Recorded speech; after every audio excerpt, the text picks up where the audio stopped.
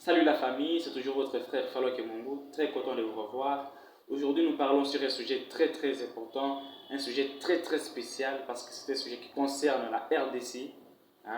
On va parler plus précisément de Joseph Kabila, on va essayer de voir les œuvres de Joseph Kabila et on va comparer la RDC de Joseph Kabila et la RDC actuelle. On va essayer de voir comment est-ce que le Congolais vivait pendant le règne de Kabila et comment est-ce que les Congolais vivent pendant les règnes actuels, pendant les régimes actuels.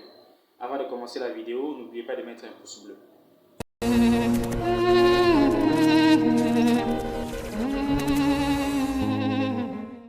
Depuis la création de l'univers, depuis la création du Congo, il n'y a jamais eu un président qui a cédé son pouvoir de manière rationnelle.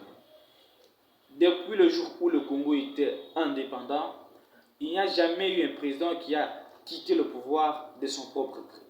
Vous savez très bien qu'en Afrique, quand on devient président, on doit tout faire pour garder son pouvoir, on doit tout faire pour durer au pouvoir.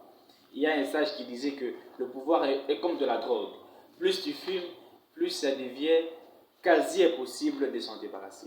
Et c'est ce que nous détestons tous. Bref, c'est pour vous dire que le président Joseph Kabila est le seul et premier président à céder son pouvoir de manière rationnelle qui soit, de manière pacifique, sans que le sang ne coule, sans que les Congolais ne s'entretuent entre eux, depuis l'histoire du Congo. Un tel président, pourquoi ne pas l'aimer? La RDC a 9 voisins, donc les pays avec lesquels elle partage ses frontières. Mais parmi ces pays, disons, en Afrique centrale, la RDC reste le pays où on trouve beaucoup plus de partis politiques qu'ailleurs. Plus ou moins 1500 partis politiques. Mais le président Joseph Kabila a fait preuve d'une bonne volonté en essayant de réunifier toutes les idéologies politiques congolaises en instaurant le parti le mieux placé pour rassembler tous les hommes politiques congolais, les PPRD. L'ex-président Joseph Kabila, que tout le monde réclame aujourd'hui, avait lancé le programme d'enseignement primaire gratuit. Il ne voulait pas voir les enfants rester à la maison comme ça sans pour autant étudier. Malgré qu'aujourd'hui, on essaie d'emboîter ses pas, mais on ne parvient toujours pas. On ne parvient pas à faire mieux que lui. On ne parvient pas à faire comme lui. C'est ça le problème. Et d'ailleurs, avant l'arrivée de Joseph Kabila, le pourcentage des enfants qui savaient lire et écrire était estimé en moins de 25%. Mais à son arrivée, tout a changé. Le pourcentage est monté de 25% à 85%. Depuis que le Congo est Congo, la première compagnie aérienne a été lancée par Joseph Kabila. C'est une compagnie qui a aidé beaucoup de gens que vous connaissez, je ne peux pas citer leur nom ici. Et d'ailleurs, à leur arrivée, ils préféraient voyager par-ci par-là, en train de siroter du champagne dans Congo Airways, au lieu d'aller dans le Congo profond comme le faisait Joseph Kabila. Bon, bref, c'est pour vous dire que la première compagnie aérienne n'a vu le jour que grâce à Joseph Kabila.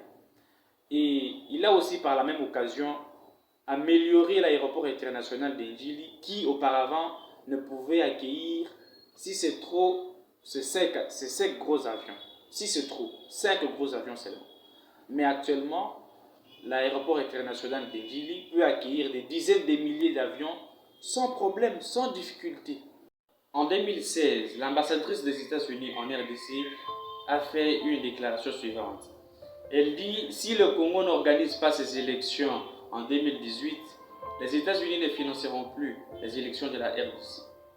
Et j'ai tellement apprécié la réaction ou la réponse de Joseph Kabila quand il a dit, le Congo est un grand pays, nous allons supporter ou financer nos propres élections. Cette réponse m'a énormément plu. Vous savez, en Afrique, c'est vraiment rare de trouver un président comme Joseph Kabila qui sait faire face aux pressions, qui sait faire face aux sanctions. C'est rare. Chers Congolais, vous devez vous rendre compte que Patrice Emery Lumumba ne viendra pas développer votre pays. Mzee Kabila non plus. Nous devons à tout prix faire un bon choix pour ne pas venir regretter comme les Libyens aujourd'hui. Nous devons choisir celui qui aime le pays. Nous devons choisir celui qui aime le Congo et pas celui qui dit que le Congo est un pays mort. Joseph Kabila, c'est le Kadhafi d'aujourd'hui. Joseph Kabila, c'est le Lumumba d'aujourd'hui, le Mzee d'aujourd'hui. Nous devons lui faire confiance. Merci beaucoup à Joseph Kabila de tout ce qu'il fait et de tout ce qu'il continue à faire pour la République démocratique du Congo. Et on se donne rendez-vous prochainement. Parce que si je me mets à citer tous les bienfaits de Joseph Kabila, je crois que l'émission risque de durer même 1 heure. À très bientôt.